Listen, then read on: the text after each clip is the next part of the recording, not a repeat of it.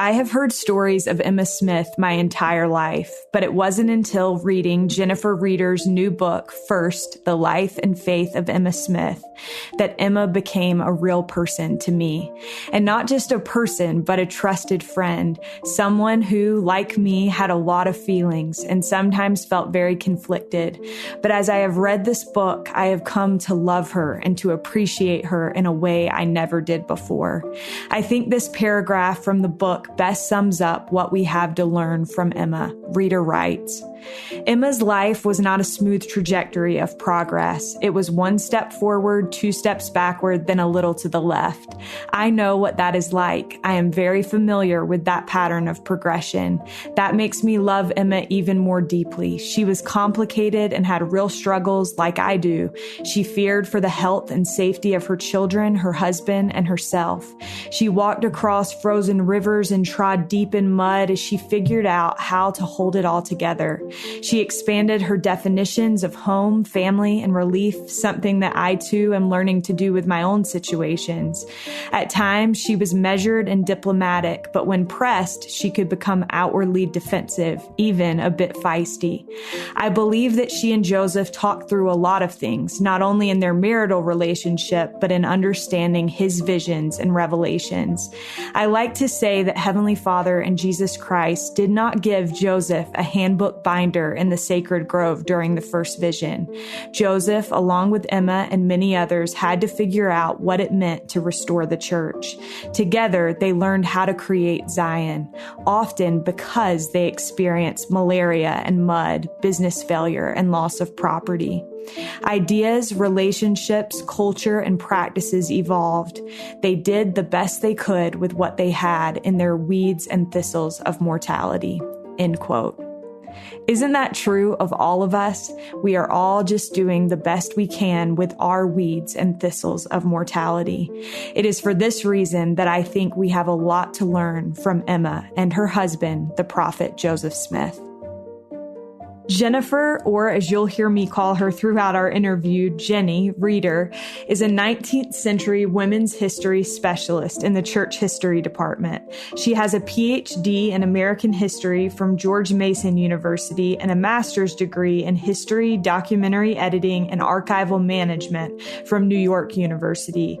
She co-edited 2 books, At the Pulpit, 185 Years of Discourses by Latter-day Saint Women with Kate Holbrook, and The Witness of Women, Firsthand Experiences and Testimonies from the Restoration with Janice Johnson.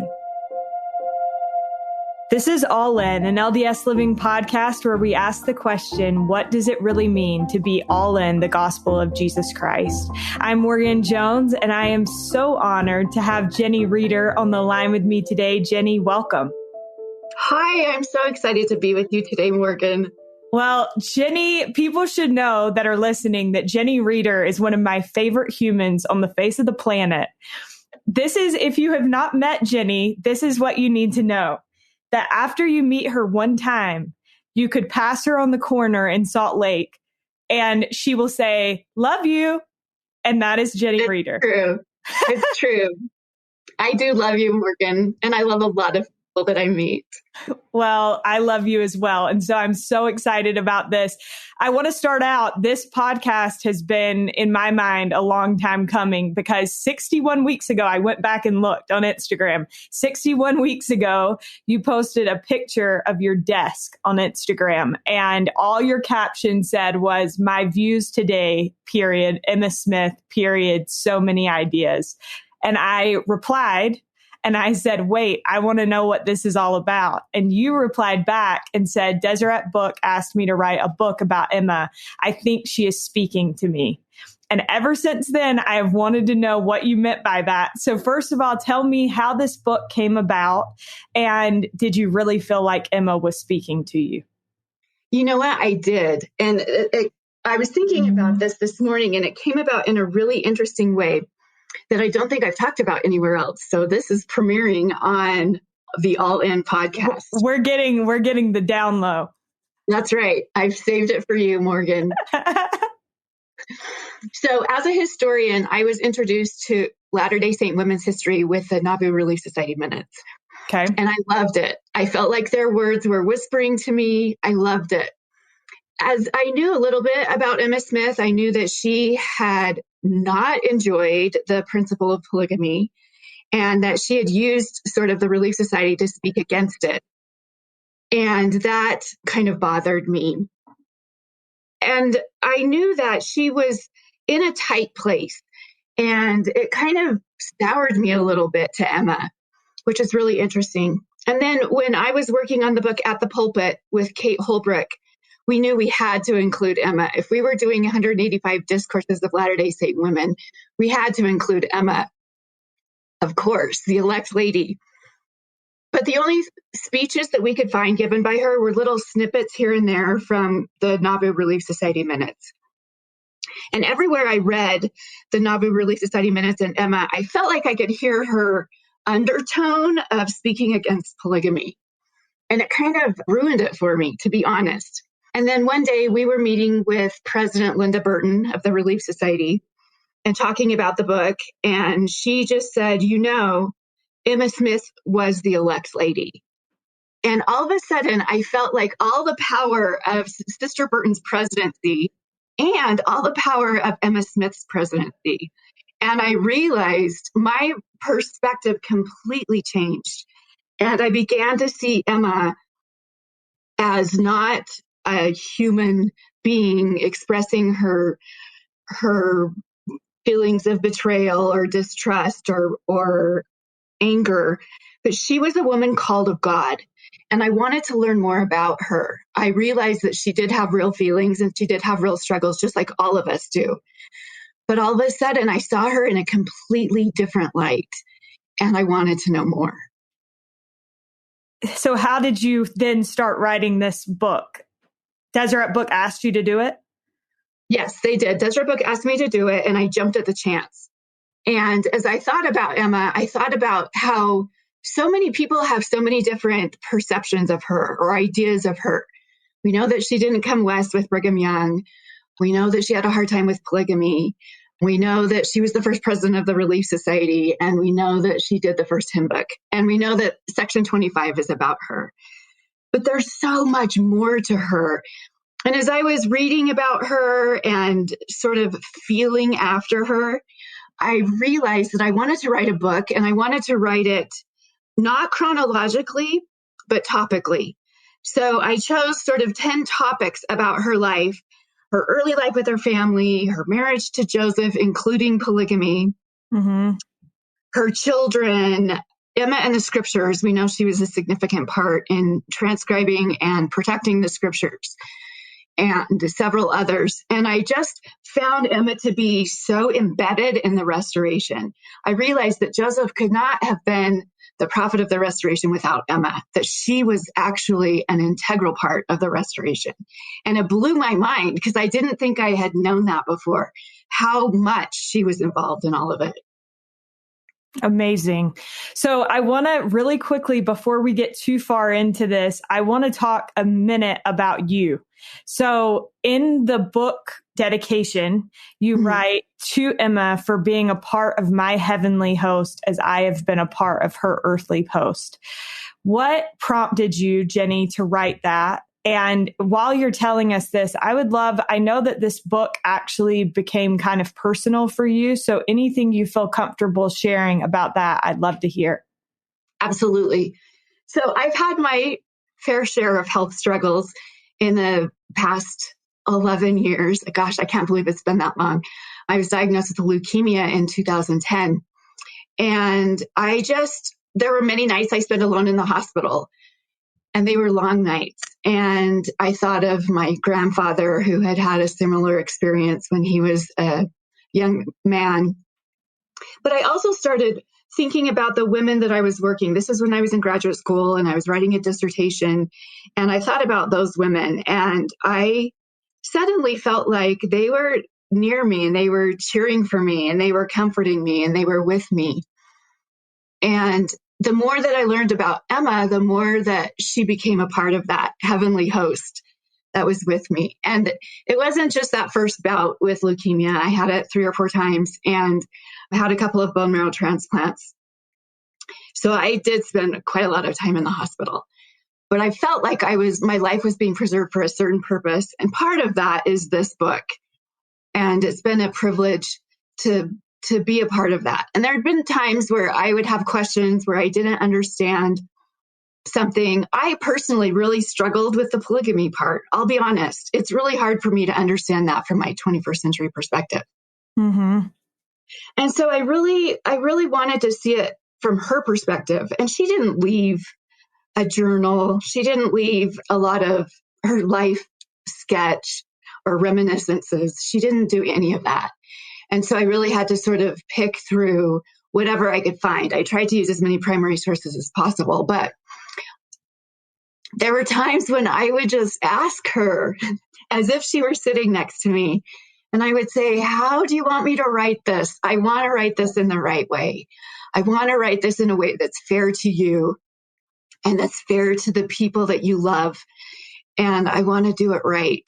And every once in a while, I would wake up in the middle of the night and have a little idea or a little frame shift of perspective, a frame shift, and realize it felt like she was sort of guiding me. Or I would find a little nugget in a letter that she wrote to her son years after Joseph, her husband, passed away. And I felt that, like, I just felt like I was being guided. And I felt like at the same time, she was doing that for me because she wanted her story to be told correctly. I think you did such a good job in this book. First of all, for those that have not had a chance to read any of it yet, I think it is so meticulously sourced that people reading feel complete confidence in what they're reading, which I think is important when you're talking about somebody who is as complex a character as Emma. But I also think that you do such a good job of giving us a sense of, despite the fact that you acknowledge that it was hard to write about her and to get a sense for where she's at on stuff, because sometimes she's up and sometimes she's down. And I think we get that, but also that's something that all of us can relate to. Sometimes we're up and sometimes we're down and sometimes we understand something and sometimes we don't. And so there's a quote in the book where you say, Emma's life was not a smooth trajectory of progress. It was one step forward, two steps back, then a little to the left. And then you said, I know what that is like. I am very familiar with that pattern of progression. That makes me love Emma even more deeply. She was complicated and had real struggles like I do. She feared for the health and safety of her children, her husband, and herself. And so I think one thing that I really appreciated was that you see kind of this internal battle within Emma, wanting so hard to be supportive and to be what Joseph needed her to be, but also really struggling with some things. So would you agree with that, first of all? And secondly, what do you think we learn about Emma or about ourselves from observing that? I 100% agree with that. I think that, for example, in section 25 that was given to Emma in 1830, she's told a couple of things. She's given a couple of specific assignments. And one of those assignments is to select hymns for the hymn book. And this is something that a woman has never done before. Well, let me take that back. I'm not 100% sure, but it's not a popular thing for women to do. It's usually a man who edits hymn books. And so she starts collecting hymns. She comes from a rich Methodist background and she loves to sing. But she also recognizes that members of the church, of the early church, all come from different religious backgrounds. And so she starts collecting hymns from Methodists and Baptists and Congregationalists and all kinds of different backgrounds. And she starts sending them to William W. Phelps, who's in Independence. She's in Kirtland at the time. And he's the one with the press, and he's the one that's going to publish the book. And he publishes some of them in the newspaper, the Evening and the Morning Star. But then we know that in 1833, in July, a mob attacked his printing establishment and destroyed his press and destroyed all of the work that he had done. And Emma had to start all over again. She lost everything. And that happens all the time in her life. The hymn book wasn't printed actually until 1836. That's 6 years after she was given that instruction. But then she did another one in 1841, and she was trying to do another one in 1843. But that's just one example. She was also the first scribe for Joseph as he translated the Book of Mormon. And she was with him in those early, early days when he was still trying to figure out this whole gift of translation. And then she was pregnant and had a really tough pregnancy. And Martin Harris came. He was like a gift, a magical gift that came and could take some of that burden off of Emma. And he worked with Joseph for several months. And then he left, and he took with him, after several days of persuasion, he took with him the what we call today the 116 pages of the manuscript. And the day after he left, Emma had her baby, and the baby only lived an hour or so. And Emma was very close to death herself. She struggled for 2 weeks, and Joseph was by her side. But when she finally came to, she was able to realize, and she asked Joseph, "Where's the manuscript?" And he said, "I don't know. I've been with you this whole time." And she said, "You need to go find it. My mom will take care of me. You go find it." So she sent Joseph to Palmyra to find Martin Harris and discover that he had lost the manuscript. And he was devastated. And first of all, he was devastated that he had let down God and this gift of revelation that he had been given. But then secondly, he said, "What am I going to tell Emma?" Emma was the one who had started this off. Emma was the one who helped him ease into the gift of translation and figure it out. And so that's another loss for Emma as well. So it really is one step forward and 2 steps backward. And I think that's just so real. That's just so mortal. It's just so what we all experience, whether it's with kids or with work or with school, whatever it is, we all experience that. And I think it helps us to know that Emma was not a perfect person, that she was real too, and that her struggles finally worked out, and that ours can too, as we continue and persevere. Yeah, I want to ask you, Jenny, just because you just said that, like you said her struggles did work out. And I think that that's something that there are, like you said, people that are critical of Emma for not going west with the saints, people that think that in the end it didn't work out and that maybe she fell short in some way. How would you respond after having worked on this book and spent this time with Emma? How would you respond to those people? You know, as I mentioned earlier, at first I was one of those skeptics. I really was like, oh, things would have been so different if Emma had come and the Relief Society had continued and all of that stuff. But I think that I learned so much about her, and I think a lot of it comes from actually section 25. In that section, the Lord tells her in the first couple of verses that he is her father, she is his daughter, and that she will receive an inheritance if she continues in the paths of virtue. Those are in the first couple of verses. And then later he tells her at the end that she will receive a crown of righteousness. And if she is obedient, she can come where he is. So I found this amazing account of the end of Emma's life. And it comes from a couple of different sources. One of it is from her son, Joseph III. One account is from another man who was close to her and knew her well. But she had a dream a few days before she died. And she dreamed that Joseph came to her and took her to a beautiful mansion. And in the mansion was a nursery. And in the nursery was one of her sons that had died at the age of 14 months, Don Carlos in Nauvoo. And she was so excited. She picked up her son and she turned to Joseph and she said, "What about the rest of them?" She lost several children. And he said, "Emma, you will have them all." And then she turned around and she saw the Savior. She saw Jesus Christ. And to me, that is indication that she did live her life and walked in the paths of virtue, that she did receive an inheritance and that crown of righteousness that was promised unto her. And then right before she died, the last words that she said were, "Joseph, Joseph, Joseph." And her daughter Julia was with her and thought that she wanted her son Joseph III. But they realized soon that she was talking about her husband Joseph and that he had come for her. I think that's really interesting, and it's really tender and beautiful. Also because she did have a really hard time with Brigham Young, and they had a tense relationship, I would say. Both of them were highly committed, deeply committed to Joseph Smith. Both of them loved him. Brigham Young was very concerned as the president of the Quorum of the 12 after he died to preserve the church.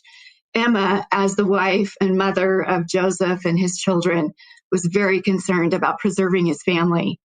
And sometimes those intentions were at odds.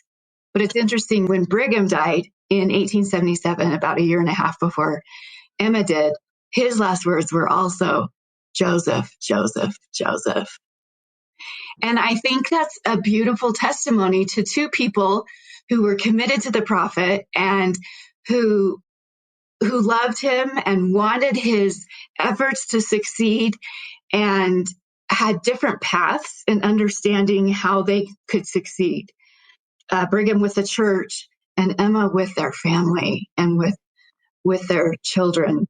So I think it's indication that she really truly lived up to the teachings that the Lord had taught her and that he encouraged her to do. I don't think it means that she was perfect by any means. Thank goodness, because I'm not either. But I think it means that she really did put her whole heart into it and make an incredible effort. And that was all that was required of her. Which is such a beautiful thought, right? Mm-hmm. That's all that's required of us is our best effort. I love you talk about how Emma talked through a lot of ideas with Joseph, and Joseph talked through a lot of his ideas with Emma. And you mentioned to me beforehand that you think that he talked to her about all kinds of things. So what suggests that, and what should that teach us about the role of a spouse? I love their relationship, and I actually think it's a really progressive relationship. I think that Joseph was a very visionary man, and he understood he understood things that people of his time may not have understood. He saw his companion as his companion, not just the woman who baked beautiful meals and could host dignitaries and diplomats at the drop of a hat, or who could ride with him in the Nauvoo Legion. I love that she had excellent horse riding skills that she learned from her brothers as a child, and she was a great partner for Joseph for that. But I think that they talked through things. I know that at one point, when her sons interviewed her at the end of her life, she told them that she gave Joseph many suggestions, and she said he usually gave heed to what I suggested. So I love that. They had a very complementary relationship. When she really struggled with polygamy, they would often take some time, the two of them, and go ride their horses out into the country or spend time together so that they could talk and get on the same page. And we know that from Joseph's journal. His clerk would keep his journal and write about his daily activities. And Emma was a huge part of that. When Emma was sick or when Emma was concerned, Joseph would sit down and talk to her and would take care of her, just as she did for him. It was a really beautiful relationship. I know when they first moved to Commerce, which later became Nauvoo, Illinois, that a lot of people got sick because it was such swampy land, and they probably got malaria from the mosquitoes. But as Joseph went around caring for the saints, Emma did the same. They worked together to do that. And she was always by his side. She attended events with him, and she made him look good, I think. Well, I think, I wrote that piece last week after I read your book. And one thing that struck me was when she's talking and she says the thing about it was grievous to a lot of people that she had any influence over him. Yeah. And that, to me, I was like, oh, what would it be like to be her and feel like people looked down on her and thought that he shouldn't listen to her? And I just think that would be such a battle, you know? Yeah, I think it was. And even going back to section 25, one of the verses, in one of the verses, the Lord tells Emma that her husband's first duty was to the church and that the church would support them and he would support, these are the exact words. He would support her in the church. And I think that's really significant also because I think we can read that another way and read it that he would support her in her church responsibilities. Of course, she later becomes the General Relief Society, the Relief Society president. I love the term that they use, the presidentess of the Relief Society. And this is a new thing. Joseph said that the church wasn't fully organized until the Relief Society was organized. And he really saw the women's organization as a companion to the priesthood. I think it's interesting too, because in the early days, Emma was often Joseph's only sounding post, his only ear. And pretty soon, Martin Harris comes and Oliver Cowdery comes and others come and sort of take that place. But I don't think Emma ever lost her ability to have a conversation with Joseph. And I sometimes wonder if she saw him giving revelations to all of these men in the months and years leading up to her own revelation. And she asked him for a revelation and he gave it to her. So they had later in Nauvoo, as Joseph developed his ideas of priesthood, and I'm sure that Emma was a part of that discussion at home, that he began to see the priesthood and the temple as restoring the covenants of Abraham, the house of Israel. And he saw Emma as an integral part, just as Abraham and Sarah worked together. He realized that he and Emma needed to work together. And I love that we see these power couples all over in the scriptures. There's Adam and Eve, and I see a lot of the same things that Joseph and Emma went through as Adam and Eve, and how powerful and important Eve was to Adam. I see the same thing in Emma and Joseph. And same with Abraham and Sarah. And I feel like that's the priesthood and the temple priesthood, the patriarchal priesthood that he saw and understood. And he realized that the only way that could happen was with Emma and with the women, that the priesthood wasn't complete without the women.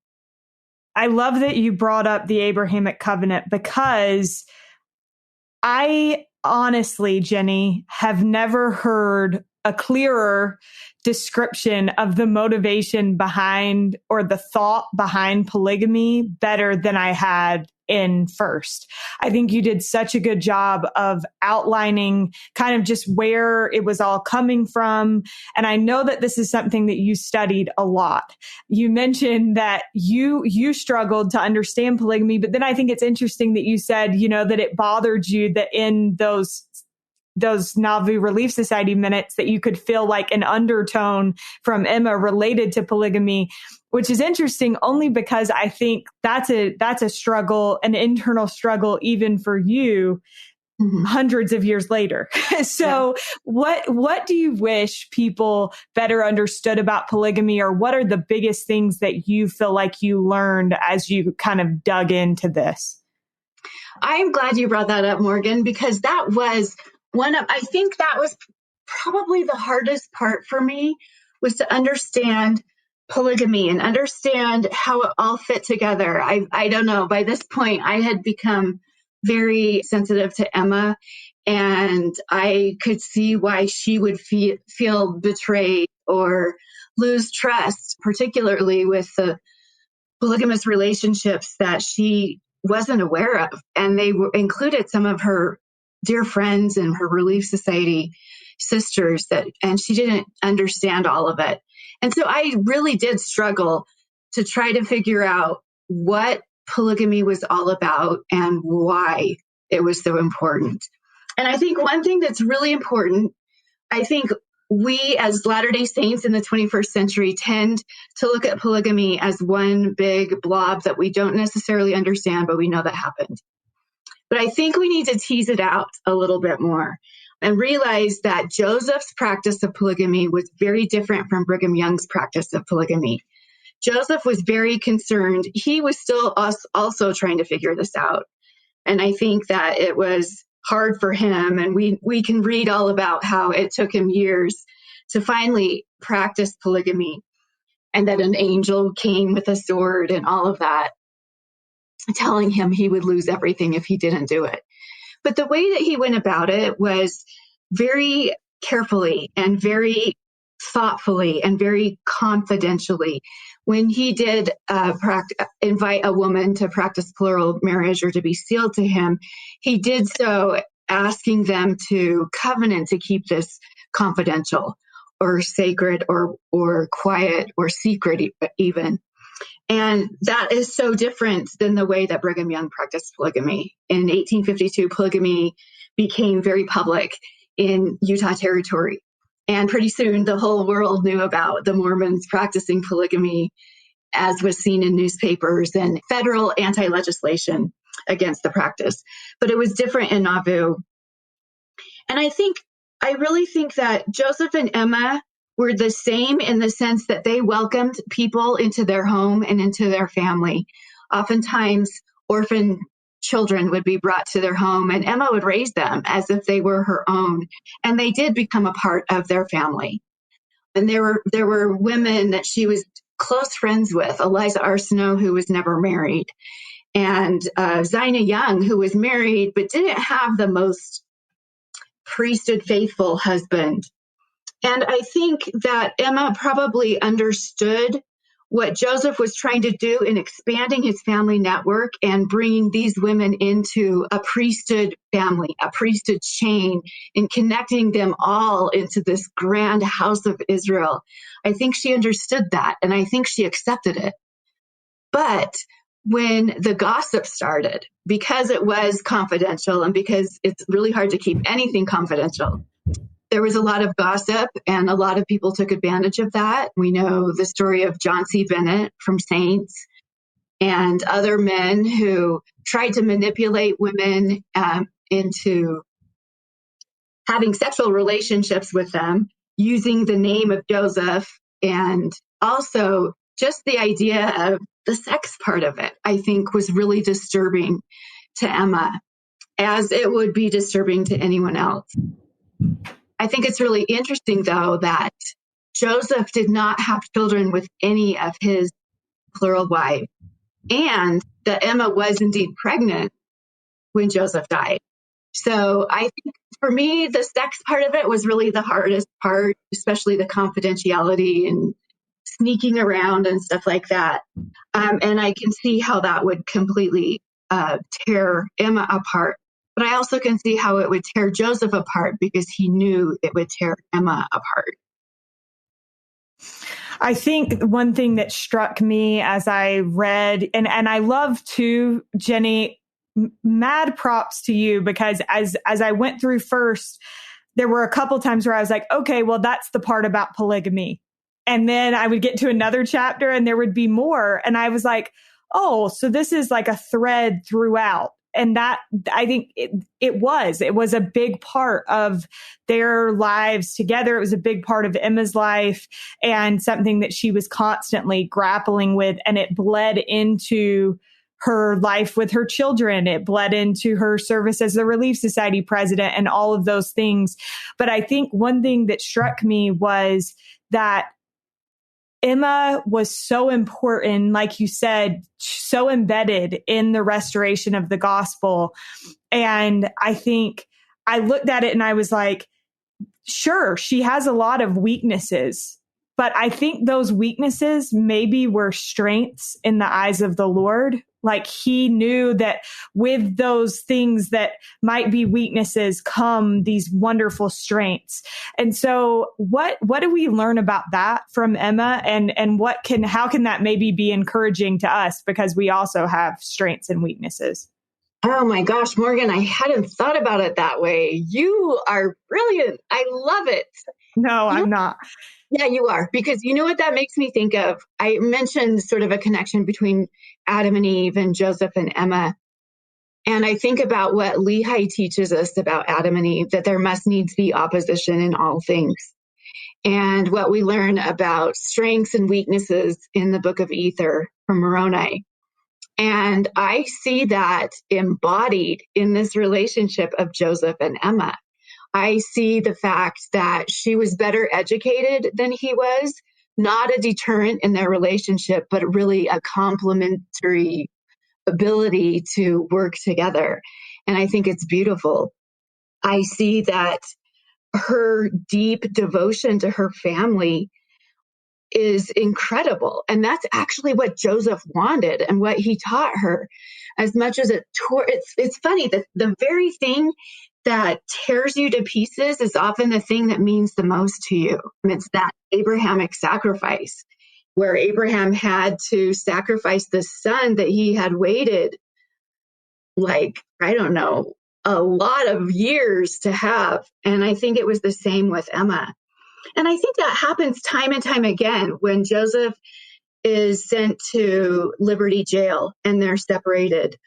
And you see that tension and that loss in their letters. Their correspondence is so beautiful. And it's one of the one things that we do have in Emma's writing and Joseph's writing. And we can see that push and pull in their relationship. But it's also the strength that she gives. She was also much more business minded than Joseph was. She ran a dairy in Harmony. And when Joseph was gone, he wasn't great with money in the first place. And he trusted everyone, which is awesome. And Emma had more of a discerning mind and a discerning ability to see that and to see that problems would arise and to kind of rein Joseph in a little bit, especially in Kirtland and even in Nauvoo, as they worked through some tricky financial events. But I love that opposition because that's that pushing and pulling and stretching. I love the stretching that really makes it work. Absolutely. I want to come back. You mentioned family and how important that was to Emma. And I was amazed as I went through the book, how many things I didn't know about Emma. And so there are things we've heard a lot about, like her losing multiple children. But even then, I had no idea, Jenny, how many children she lost. And I also didn't realize that one of her adult children ended up in a mental institution. I also had no idea that she never saw her parents again from 1830 on. And you could say like, oh, well, maybe she wasn't close to her parents. Clearly, that was not the case. And she named multiple of her sons, right, after her brothers. Mm-hmm. And so to have that separation from her family of origin had to be so hard. And so what were some of the most surprising things to you as you dug into her life? Yeah, she did love her family, and her family was actually very close and very tight. And she learned so much from them. I mentioned she learned, her brothers taught her how to ride horses and how to canoe in the Susquehanna River. Her mother taught her a little bit about herbal remedies and about cooking and how to host people. And these are all skills that Emma learned later in her life. And she loved her father. She loved her father so much. And she, as a young child, the family story goes that she was a child in a Methodist Sunday school, and her father was not a believer. And they taught the children to go into the woods and pray out loud. And so she did. At the age of about 7 or 8, she went and prayed in the woods for her father that he would find Christ. And he was a hunter. And he happened to come upon her. Sometimes when I hear that, I think, oh, please don't go hunting in the woods when children are praying. Seriously. Right? So he overheard her prayer and he immediately experienced this conversion, and they were very close. He loved her. He loved her so much that he was concerned about her and her marriage to Joseph and this new religion that he was very slow to accept religion in the first place. But then he was very worried about where this new religion might take her. And he could tell that Joseph was not a good provider in the financial way. And so he was worried about that. And so when Joseph and Emma left Harmony in 1830, in the fall of 1830, she never saw her parents again. In fact, she didn't even write to them. And years later in Nauvoo, her nephew, her sister, and her family had moved into Illinois, not too far away. And her nephew came and gave her word that her father had died. And I think that just broke her heart. And she immediately sat down and wrote a letter to her mother. And it had been years. And she told her mother all about the children that she had and who had died and who had survived and who she adopted and life in Nauvoo. And she wanted her mother to come so badly to Nauvoo, but her mother was too frail at that time. And she stayed in Harmony and passed away. So her parents were both actually buried next to her oldest son, which I think is a really sweet and tender thing. But as soon as she learned about the doctrine of baptisms for the dead, she was baptized for her family. And I love that. She made every effort to restore that family of origin. And then years later, many of her siblings did move into Illinois, the area, and she was able to connect with them again. That was really important to her. And I see that too with her own children. And I wonder, I don't know, there's no source for this, but I wonder about the stories she told them of her childhood. They lived in Nauvoo, they lived next to the Mississippi River, just like she had grown up next to the Susquehanna River. And I wonder if she told them stories about growing up. Her sons were really interested in horse riding and loved that part of their mother. Jenny, I wondered as I went through this, because obviously the focus of this book is on Emma, but Joseph is just as much in it. How has learning about Emma increased your testimony in Joseph Smith as the prophet of the restoration? And how has it increased your testimony of the reality of the restoration of the gospel, that it took place and continues to take place? I love that question. You have good questions, Morgan. I think that I learned that Joseph's role as prophet was really an ongoing process, that he was trying to figure it out as he went along. I often say that when Heavenly Father and Jesus Christ appeared to him in the sacred grove, that they didn't give him a handbook in a binder of how to run the church, that he literally had to figure it out. And I think the fact that Emma was part of that, and that Emma influenced him, and that Emma strengthened him, shows to me that he was a rough stone rolling, and that he did have to learn, and that we all do, I love how President Nelson calls this the continuous restoration, and that we all have a part in that. It's not just a one-time event that happened in 1820 with the first vision, or on April 6, 1830 with the formal organization of the church, or even with the Kirtland Temple or the Nauvoo Temple. We see this as a progression all along. And again, it's not always a straightforward progression. Sometimes it goes backwards a little bit. Sometimes things change a little bit. But we see that in our church today. We see the way things change. We have 2-hour church now instead of 3-hour church. We have ministering instead of visiting, teaching, and home teaching. And these are all things that show that the Lord is so aware of our times and our needs currently and in the moment.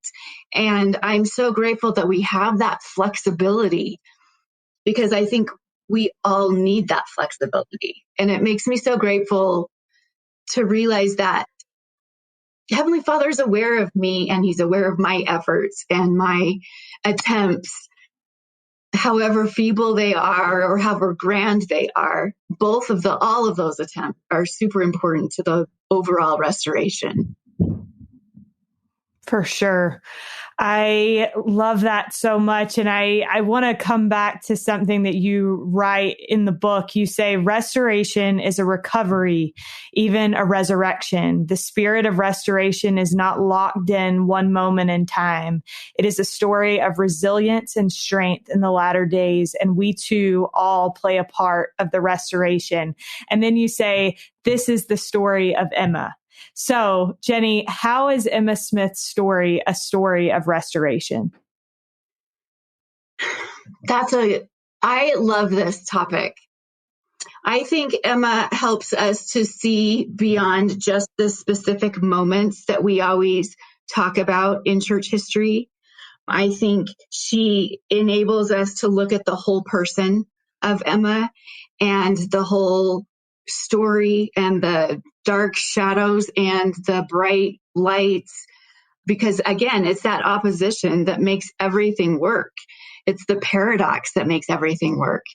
And I think that Emma's story is a story of restoration because I think all of our stories are a story of restoration. I think we all experience mortality and we're all sort of surprised by it. When our bodies don't work perfectly, or when our relationships break up or don't go the way that we want them to, or family members make different choices, or we make different choices, or we don't get into the graduate program we wanted to, or we don't get the job that we wanted to, and life just doesn't turn out the way that we had intended. I think it was the same for Emma, and I see the way that she picks up those broken pieces and does the very best that she can with those broken pieces. Even though she lost so many children, she dearly loved the ones that she had, and she dearly loved the ones that she brought into her home. And I think that was probably an effort to make up for the ones that she lost. I think that was her effort at a restoration.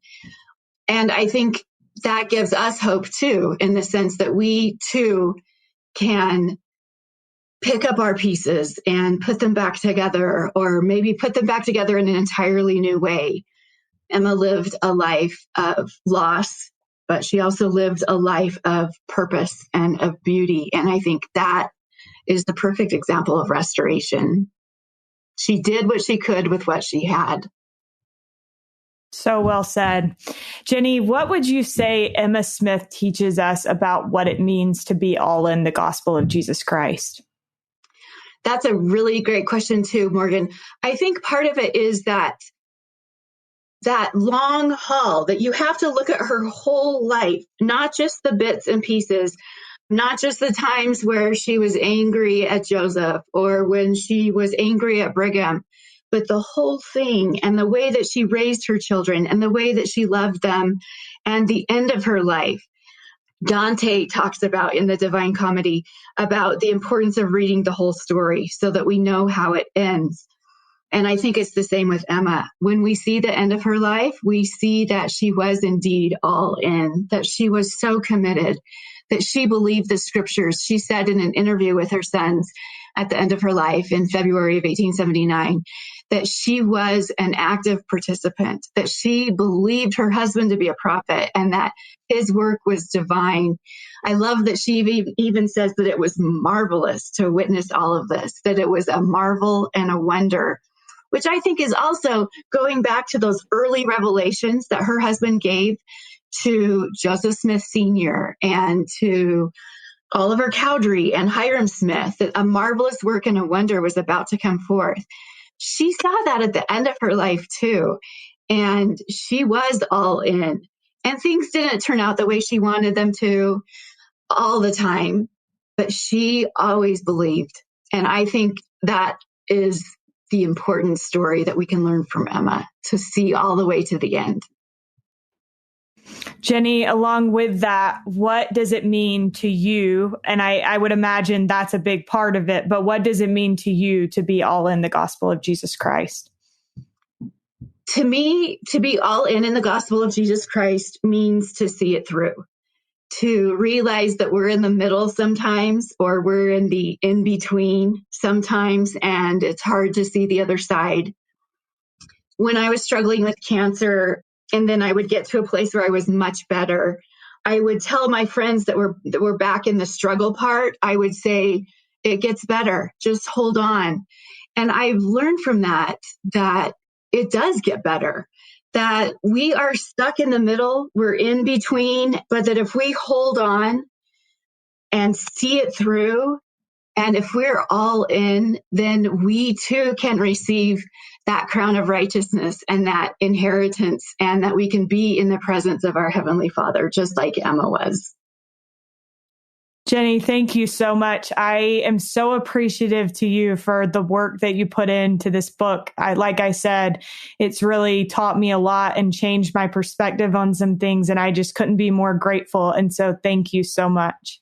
Thank you, Morgan. It's one of my favorite things to talk about. So thank you for the opportunity. We are so grateful to Jennifer Reeder for joining us on today's episode. You can find First on DeseretBook.com now. A huge thank you, as always, to Derek Campbell of Mix at Six Studios for his help with this episode. And thank you so much for listening. We'll be with you again next week.